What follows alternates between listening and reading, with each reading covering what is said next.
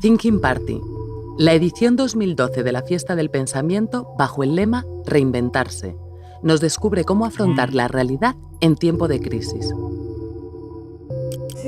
Cine y educación, la formación del espectador del futuro.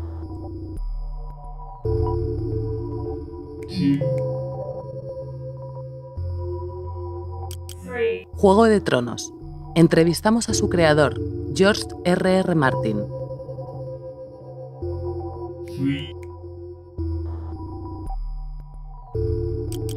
Jóvenes, culturas urbanas y redes digitales. Néstor García Canclini nos habla de su estudio sobre los actuales hábitos culturales. Friends of Talent. El talento como factor de éxito en los jóvenes españoles.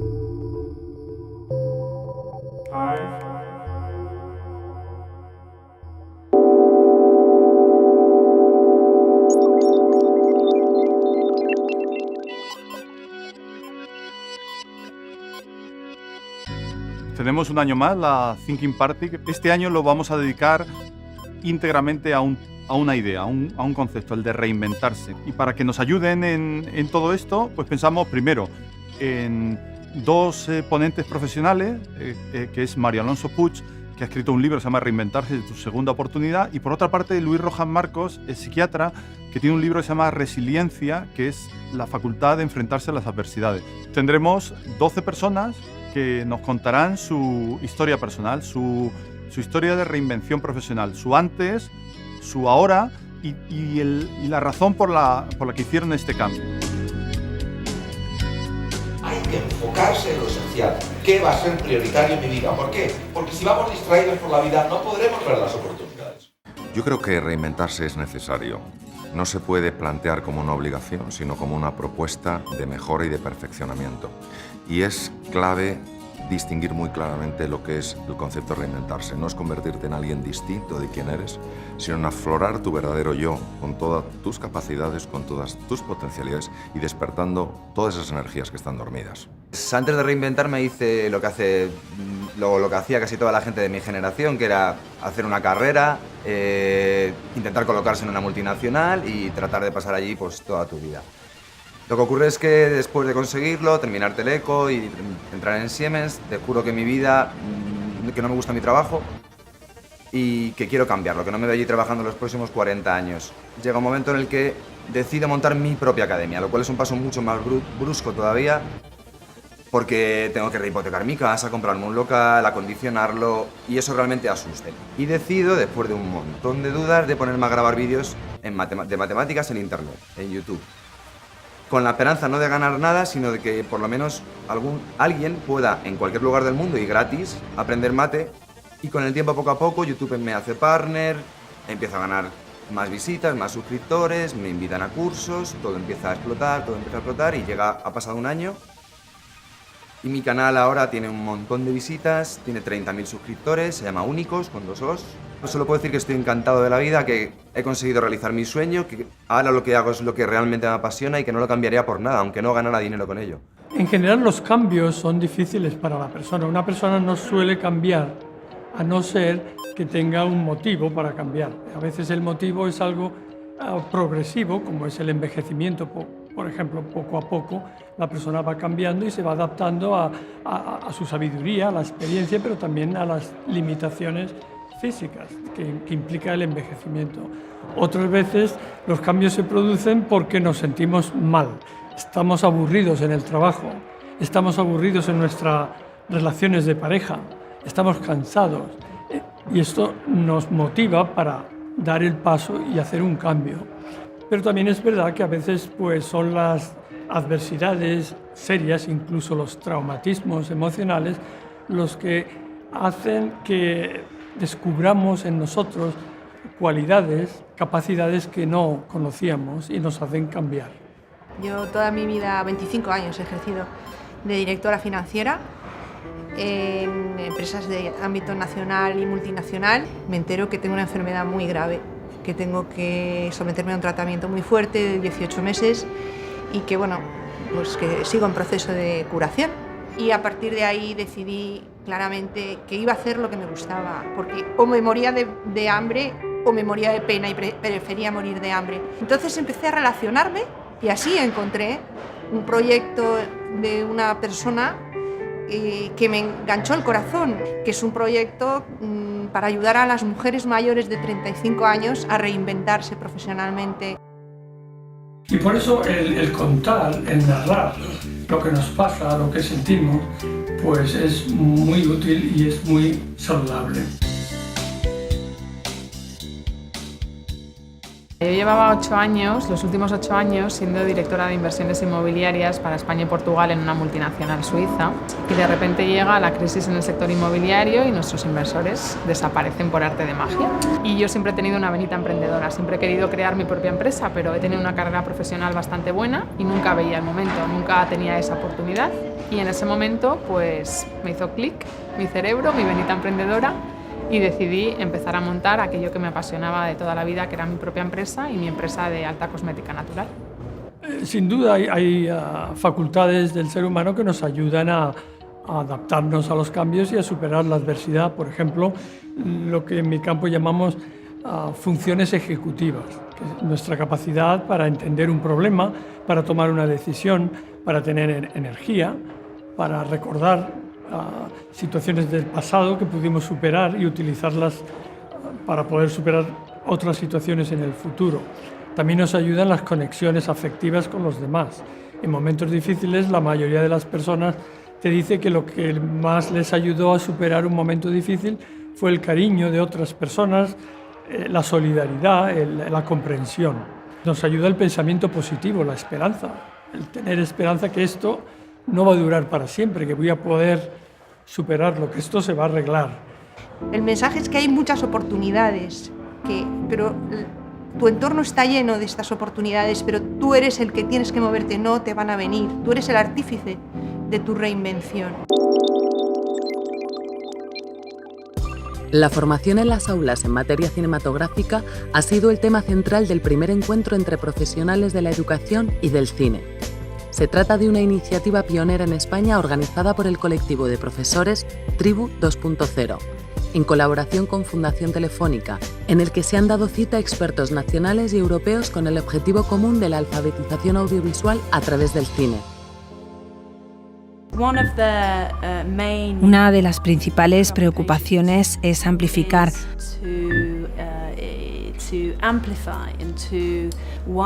ampliar el concepto de la alfabetización en general para incluir la imagen en movimiento. Esto se produce porque hay un sentimiento de que los niños, los escolares, tienen derecho a disfrutar los beneficios creativos, culturales y críticos que el cine puede ofrecer en la educación. Yo creo que el cine y la educación son dos caras de la misma moneda. El cine educa, la educación educa para el cine educa para las personas. Es indivisible. El cine nos ha educado en valores, nos ha educado en situaciones, nos ha educado sentimentalmente, intelectualmente. Y la educación nos tiene que enseñar a apreciar el cine y a sacarle todas esas cosas que no son tan obvias muchas veces, más allá del entretenimiento, sino también esos valores. Digamos que la academia tiene dos vertientes, lo que es la enseñanza profesional del cine, que ayuda a las escuelas de cine y muchos profesionales que actúan como docentes, y lo que queremos es expandir más en la educación del espectador. Nuestro papel es el de ensamblar todos los actores de la educación en el cine, es decir, los maestros, los profesionales del cine y los operadores, ya que consideramos un film como si fuera una obra de arte y debemos demostrar también las obras tal y como los artistas han querido que se vieran.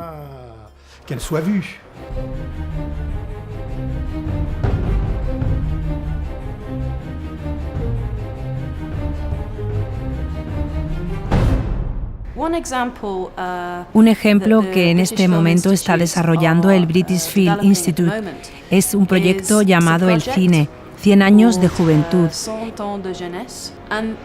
Y la diferencia de este proyecto en particular es que se lleva a cabo en 2 trimestres.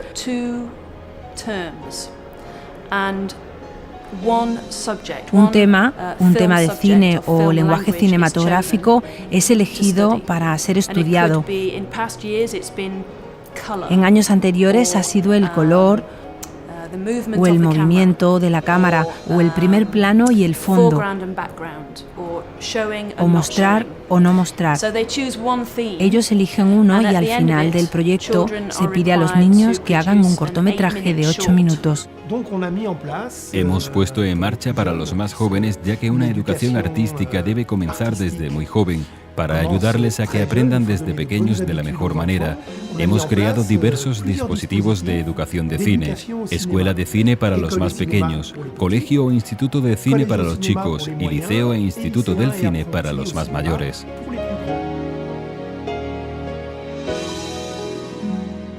Tuvimos una colaboración en un par de películas que fueron con También la lluvia, que dirigió Itziar Bollaín, y con Elefante Blanco de Pablo Trapero.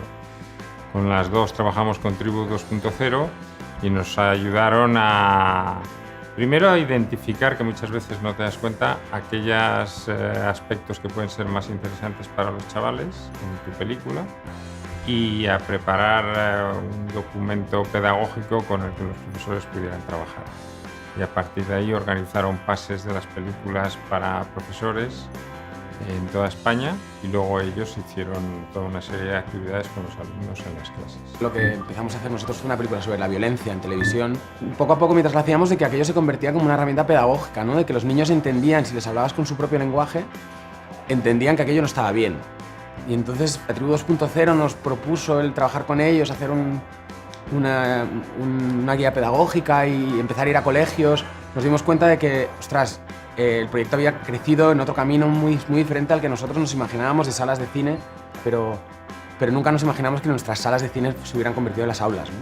Y eso ha sido increíble. Que el cine vaya al cole o que el colegio vaya al cine, pues me parece que también puedes relajarte, puedes despejar un poco tu mente, reírte, pasarlo, pues si es de drama, pues llorar un poquito, y que también que vean que hay otros oficios. Un grupo de profesores pensábamos que los niños tienen que tener el lenguaje audiovisual como un lenguaje de hoy día, del siglo XXI, que no podemos seguir trabajando de espaldas a la cultura, de espaldas a la educación, y sobre todo de espaldas a la socialización y a las emociones que da la gran pantalla. La Fundación Telefónica celebró el pasado mes de julio una semana temática en torno al fenómeno televisivo del momento, visto por millones de espectadores de todo el mundo, la serie Juego de Tronos. Durante esta semana el espacio contó con escenografía y material decorativo de la serie, zona interactiva, proyección del episodio Aguas Negras y un interesante coloquio sobre el tema El éxito real de un producto de ficción. Cabe destacar el encuentro con su creador, el escritor y guionista George R.R. Martin.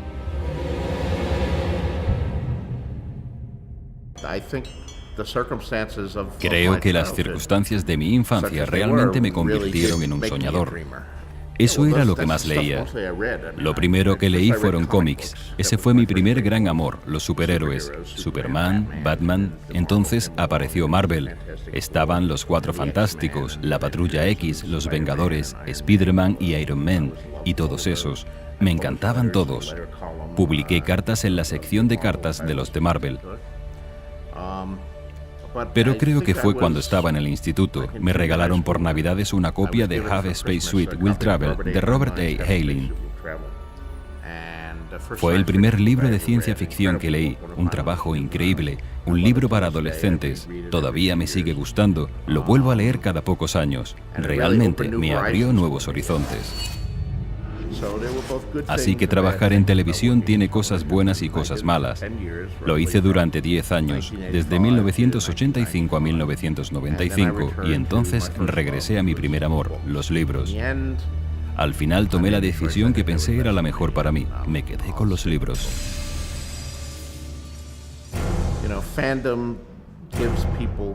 Ser fan te da la oportunidad de conocer a los escritores que lees y admiras, y como un joven fan y escritor que iba a estas cosas, conocí a Jack Williamson, y luego nos hicimos buenos amigos. Fue Robert A. Heinlein quien dijo que nunca podrás pagar a los que te ayudan cuando estás empezando. Así que lo que hay que hacer es ayudar a las nuevas generaciones.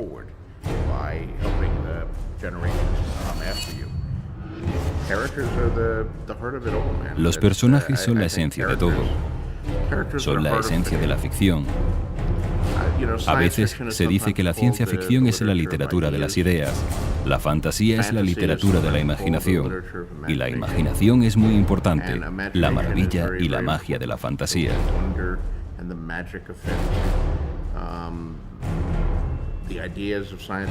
Las ideas de la ciencia ficción son muy importantes y me encantan. Pero creo que lo más importante de todo, ya sea ciencia ficción, fantasía, novelas de misterio, novelas históricas, novelas literarias, cualquier tipo de ficción, son los personajes. El sexo es una parte muy importante de la vida. En parte el sexo nos hace lo que somos, es lo que nos mueve. Ha jugado un papel crucial en la historia en muchas ocasiones, aunque no lo muestren los libros de historia, pero ha estado ahí, dándole color a todo. Y la vida sería mucho más aburrida sin él. Así que claro que voy a incluir sexo en mi libro. Si voy a describir una batalla, voy a describir la sangre, el color de la sangre, el de la bandera, el barro bajo los cascos de los caballos, los gritos de los hombres moribundos o llamando a sus madres, la alegría embriagadora de los vencedores mientras lo celebran, todo eso, todos los detalles propios de una batalla. Y si voy a llevar a dos personajes al dormitorio, o si lo van a hacer en el suelo del establo, no importa dónde sea, voy a describir lo que ocurre y voy a tratar de ponerte allí, en la escena. Este fenómeno tiene sus orígenes en la también exitosa saga literaria Canción de Hielo y Fuego. Las visiones del editor de sus libros, de su traductora oficial en España, del operador de televisión o de la crítica televisiva completan la radiografía de este creciente fenómeno fan en España. Bueno, estoy traduciendo Canción de Hielo y Fuego hace ya 10 o 12 años. Yo soy traductora, pero realmente no me sale muy rentable traducir porque soy una traductora extremadamente meticulosa y pausada. Lo que pasa es que también soy amiga de Alejo Cuervo, que es el editor, y Alejo Cuervo siempre encuentra la manera de engañarme para que haga cosas. Y en este caso lo tuvo muy sencillo. Simplemente me soltó el primer libro, Juego de Tronos, me lo soltó encima y dice, léelo, creo que te va a gustar, en inglés. Y claro, con eso ya estaba todo el trabajo hecho. Inmediatamente a los 3 días de no dormir para leer, la llamé babeando y diciendo, de acuerdo, soy toda tuya. He traducido otras obras de George Martin, aparte de Canción de Hielo y Fuego, de Juego de Tronos, y lo que sí que puedo decir, y a él como persona, es que le gusta tirar o sea, cuando tiene al lector, le gusta tirar y quitarle la alfombra de debajo de los pies, sacudirlo. Nunca jamás sabrás por dónde va a salir, y nunca jamás sabrás qué es lo que te espera a la vuelta de cada esquina. Mi principal o única, podríamos decir, directriz a la hora de contratar libros y decidir la política editorial es básicamente lo que a mí me gusta como lector. La primera vez que entró en listas de bestsellers fue con la aparición en tapadura del segundo libro en Estados Unidos. Cuando vi que entraba en listas de bestsellers, habiendo leído ya la primera, fue en el momento que me tiré a la piscina y decidí pasar la oferta. Ya desde el primer día pulverizó todos nuestros récords de venta previos en nuestra propia librería y en el ámbito ya más general de venta y distribución. Y desde entonces no ha parado de crecer como fenómeno. El detonante más espectacular, evidentemente, para las ventas ha sido el estreno de la serie de televisión.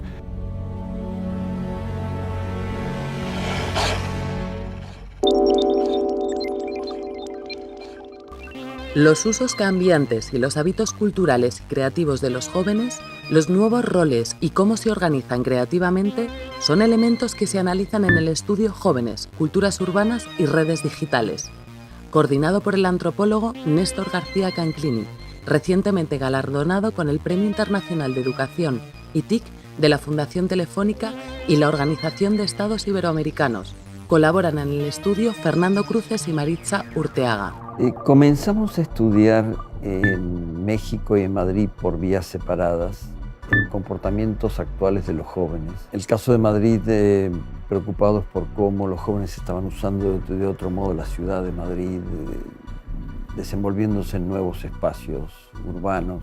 En el caso de México, varios que veníamos trabajando sobre industrias culturales, qué estaba pasando con el cine, con la industria editorial, con la televisión, nos dimos cuenta que algunas respuestas que se habían manejado a fines del siglo pasado ya no servían. Y nos pareció que las generaciones jóvenes son las que dan respuestas más vivas, más frescas a estas preguntas.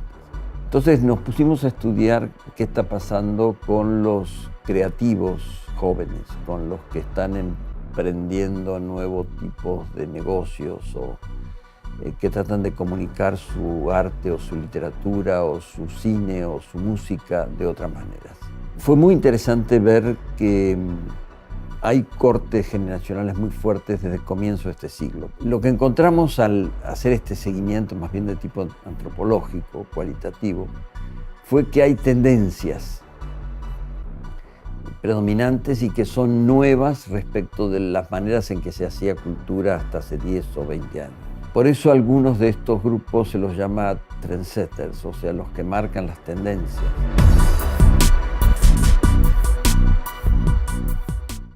Inicialmente nuestra actitud con respecto al concepto de trendsetters, que es un concepto tomado de la mercadotecnia y de los estudios de segmentación de mercados y que designa a aquella persona que inicia una tendencia, una corriente, una moda o alguna novedad, ¿no? Nos parecía que había que ponerlo un poco a distancia, en el sentido de que introduce ciertos supuestos sobre que quienes inventan algo son gentes muy geniales o muy brillantes, que tienen una idea nueva y entonces tienen además el carácter emprendedor de hacerla valer y de tener éxito, ¿no? Y eso pues no siempre es así y probablemente la primera consecuencia de nuestro estudio, nuestra primera conclusión, es que hay mucha inteligencia colectiva y mucha creatividad distribuida hoy día en estos entornos que hemos estudiado. No hay tanto la visión protagónica o heroica del intelectual o de redentor, mucho menos, sino de alguien que participa junto a otras profesiones y que puede cambiar de profesión, que puede participar en procesos sociales muy diversos. Este encuentro informal entre jóvenes y para jóvenes pretende resaltar el potencial creativo y artístico de la juventud española a partir de las experiencias de los protagonistas, reconocidos profesionales de disciplinas tan diferentes como el cine, las finanzas, la cocina o la música. Desde mi perspectiva, no creo que se pueda tener una carrera larga, llena de dinámica, de poder hacer varias cosas sin tener un mínimo de talento, de creatividad o de aprendizaje de por medio. Lo que nos tiene que impulsar son las ganas de querer hacer cosas, más que el poder o no poder. Sí he visto mucha gente que no tiene aspiración a nada, ¿no? No tiene algo por lo que luchar y no es porque no tenga herramientas o porque estemos en crisis, ¿no? Eso es grave.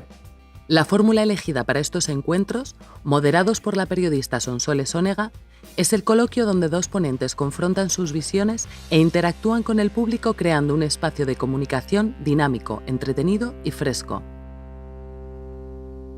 Es una palabra que no tienes que pensar en ella. O tienes que pensar muy poquito, o solo tienes que pensar en ella cuando te va muy bien. En realidad la palabra fracaso yo la sustituiría por riesgo. No puede haber éxito sin riesgo y no puede haber éxito sin un montón de fracasos. La actitud que no vale es quedarse en casa esperando a que la cosa cambie o a que el tiempo tal o que sigan estirando un poco el, bueno, pues a ver qué hago, ¿no? Yo creo que esa actitud de buscarte la vida, ¿no? Que al final es el tema, de una manera que hasta ahora pues seguramente ni se te había ocurrido, pero que ahora se te tiene que ocurrir, eso es fundamental. La componente, sobre todo, es la creatividad. Da igual, a mí me da igual que sea es un poco lo que dice Andrés, ¿no? Que sea una silla, que una casa, que un mensaje publicitario, ¿no? La verdad es que ni siquiera sé si voy a dedicarme a esto toda la vida. En eso estoy con él. La verdad es que no sé. El talento pienso que es una habilidad o capacidad que tiene todo el mundo para desarrollar una tarea. Ahí entran las ganas y que tenga cada persona para querer desarrollarlo. Yo he tenido la suerte de saber lo que quería ser de mayor de muy joven, ¿no? Entonces eso me ahorró un activo muy importante que es el tiempo, pero también es cierto que he tenido que tomar decisiones difíciles en mi vida, pues dejar los estudios universitarios para centrarme en lo que me apasionaba, que era la bolsa. El resultado ha sido un restaurante muy creativo, muy diferente, Y un poco esto viene marcado por también las mariposas que tenemos en el restaurante, ¿no? Al final el restaurante está decorado en diferentes partes por mariposas y lo único que queremos es enganchar el concepto que para nosotros tiene la mariposa con ese plano más artístico que tiene la cocina.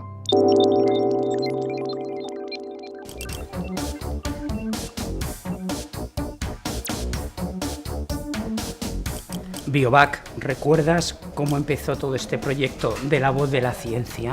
Vamos a hacer un disco de divulgación científica con estos científicos musicando artículos científicos de... Claro, ¿y recuerdas cómo empezamos cuando llamamos a Manuel Toaria, a Ignacio Cirac al Instituto Masplan, al director de la división de óptica cuántica del Masplan, y pensábamos que, bueno, que iban a decir ¿esto qué es?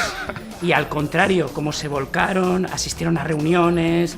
Nosotros asistimos a charlas científicas y finalmente hasta 18 científicos y divulgadores escribieron 18 artículos de ciencia a partir de las cuales escribimos las canciones.